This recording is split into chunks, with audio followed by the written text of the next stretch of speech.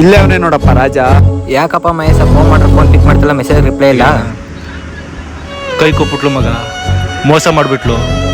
ಅವಳಿಲ್ಲ ಅಂದರೆ ಬದುಕಲ್ಲ ಮಗ, ಸತ್ತೋಗ್ಬಿಡ್ತೀನಿ.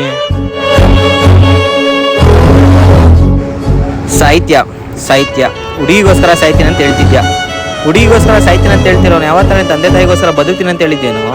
ಹೇಳು, ನಿನ್ನ ತಂದೆ ತಾಯಿಗೋಸ್ಕರ ಏನೋ ಮಾಡಿದ್ಯಾ? ಏನು ಮಾಡಿದ್ಯಾ? ಅವಳಿಗಾದ್ರೆ ಸಾವಿರಾರು ರೂಪಾಯಿ ಲಕ್ಷಾಂತರ ರೂಪಾಯಿ ಖರ್ಚು ಮಾಡಿದ್ಯಾ?